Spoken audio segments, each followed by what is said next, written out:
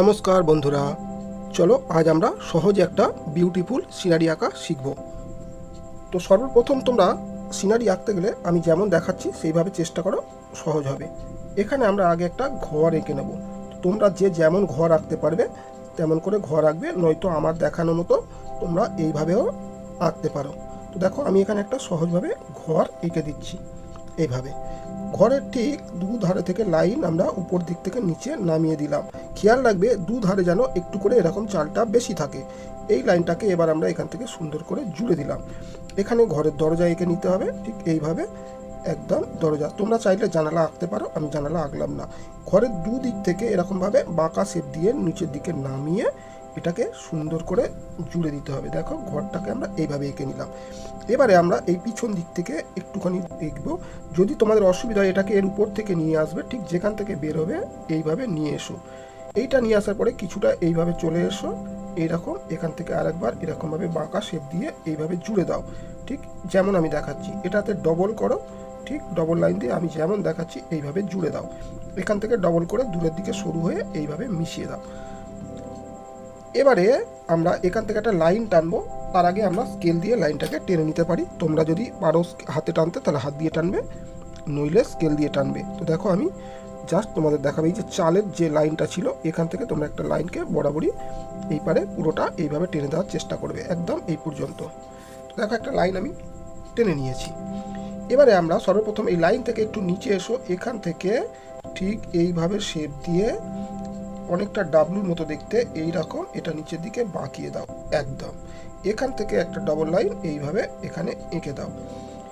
এবারে এখানে কি করছি দেখো, এই যে লাইনটা রয়েছে ঠিক এখান থেকে দুটো লাইন আমরা এরকমভাবে টানবো, এইভাবে টেনে নিলাম। এই লাইনের মধ্যে যেটা পড়বে সেটাকে আগে মুছে নাও, এখানে এর মধ্যে যে লাইনটা পড়ছে মুছে নাও। তো দেখো এবারে এখান থেকে আমরা দুদিকে যদি এরকমভাবে বাঁকা শেপ দিয়ে উপরের দিকে তুলে দিই কেমন দেখাবে। এখান থেকে আমরা এইভাবে একটা গাছকে সুন্দরভাবে আঁকার চেষ্টা করব, বা তোমরা যদি অন্য রকমভাবে গাছ আঁকতে চাও এঁকে ফেলতে পারো। গাছের নিচে কিছু করবে না, শুধু একটু ঘাস ঘাস এঁকে দিলেই চলবে। তো আমি সহজে দেখালাম।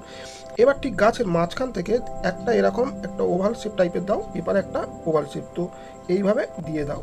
এর মাঝখানে আর একটা এইভাবে দাও। এইটা করে নেওয়ার পরে তোমরা এবার এর মধ্যে থেকে গাছের কিছু কিছু তোমরা যেমনভাবে পারবে ঠিক এরকমভাবে কিছু খাঁজ ছোট ছোট করে দিয়ে দেবে। তো দেখো আমি সহজে তোমাদের দেখানোর চেষ্টা করছি। একটা ছোট্ট বাচ্চা আশা করব এই ভিডিওটা দেখে সহজভাবে একটা সিনারি আঁকা শিখতে পারবে। তো দেখো আমি গাছটা এঁকে দিলাম। বাকি যে পেন্সিলের লাইনগুলো থাকবে সেগুলোকে আমাদের মুছে নিতে হবে। আমি এই যে গোল শেপটা কেন দিয়েছিলাম, যাতে তোমাদের গাছের পাতার গঠনটা সুন্দর বা সহজ হয়ে যায়। তো এইভাবে যদি তোমরা ছবি আঁকো তাহলে কিন্তু তোমাদের ছবি ভুল হওয়ার চান্স কম থাকবে এবং সুন্দর বেশি হবে। তো চেষ্টা করবে যেখানে যেমন দরকার সেখানে সেইভাবে ছবিটা আঁকার জন্য। তো দেখো আমি এখানে একটা গাছ এঁকে দিলাম। এখানে আমরা চাইলে এইগুলোকে একটু জুড়ে দেবো, এইভাবে জাস্ট একটা সুন্দর গাছ আমরা এঁকে ফেললাম।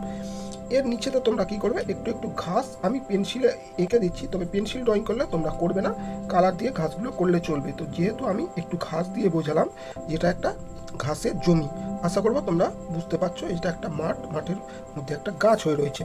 এইবারে আমরা কি করব, দূরে যে লাইনটা টেনেছি তো এখান থেকে শুরু করো।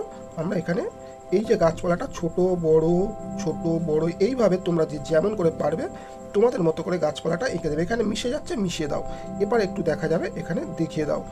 এইবারে তোমরা এই ঘরের পিছনে একটা গাছ থাকবে, তাহলে মাথার উপর দিক থেকে দেখা যাবে, কিন্তু অ্যাকচুয়ালি গাছটা পিছনে রয়েছে। এখানে গাছটা এইভাবে করে দাও। এরকম এঁকে নেওয়ার পরে মাথার এখানে একটা ছোট্ট এরকম রাউন্ড শেপ দাও, তারপরে আর একটা ছোট্ট, তারপরে একটা বড়, আবার ছোট্ট, আবার বড়। ঠিক এইভাবে শেপ দিয়ে তোমরা যদি আঁকো তাহলে গাছটা সুন্দর একটা ভালো গাছ হবে। দেখো এইভাবে এঁকে দিলাম।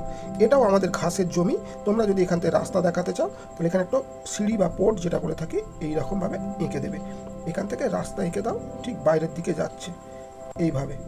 এই দিকটা একটু চওড়া হবে বেশি। দেখো এইভাবে সহজ একটা সিনারি। তাহলে এগুলো আমাদের কি, এগুলো ঘাসের জমি। সহজে একটা তোমরা যদি এরকম সিনারি এঁকে দাও। সব শেষে যদি তোমরা সূর্য দেখাতে চাও এখানে একটা অর্ধেক সূর্য এঁকে দাও। অর্ধেক সূর্য কিভাবে করবে, এইভাবে একটা রাউন্ড শেপ দাও। সর্বপ্রথম রশ্মি দেখালে মাঝখানে একটা লাইন টানো, ঠিক এদের মাঝখান থেকে আরেকটা করে লাইন টানো, এদের মাঝখান থেকে আরেকটা করে। প্রত্যেকটা খাত যদি বড় বড় ছাড় থাকে, বেশি ফাঁকা থাকে, একই সম পরিমাণের লাইন সবগুলোতে এইভাবে টেনে নাও। এইবারে এদের মাঝখানে অর্ধেক করে লাইন টানো করে ফিল আপ করে দাও। দিলে দেখো সহজে একটা সূর্যের রশ্মি উঠছে, তোমরা এঁকে ফেলতে পারবে। এরকমভাবে সহজ সহজ সিনারি আঁকো ছোটরা, এবং সুন্দর হবে। পাখি আঁকলে সূর্য থেকে একটু দূরে সরে গিয়ে পাখি আঁকবে। এবারেও চাইলে পাখি তোমরা ব্যবহার করতে পারো। তো দেখো সহজে একটা সুন্দর সিনারি আঁকা শিখে গেলে। এটা কিন্তু আমাদের জল, তো এখানে সূর্যের ছায়া পড়ছে, আমি শুধু পেন্সিল ড্রয়িংয়ে তোমাদের বোঝালাম এখানে সূর্যের ছায়া, এগুলো আমাদের জল। তো সহজে এইভাবে তোমরা ছবিটা এঁকে ফেলো, খুব সুন্দর হবে। তো যদি ভিডিও ভালো লাগে অবশ্যই একটা লাইক দিও, আর শেষে আমার চ্যানেলটা অবশ্যই সাবস্ক্রাইব করে দিও আরও ভিডিও দেখার জন্য। সবাই ভালো থেকো, নমস্কার।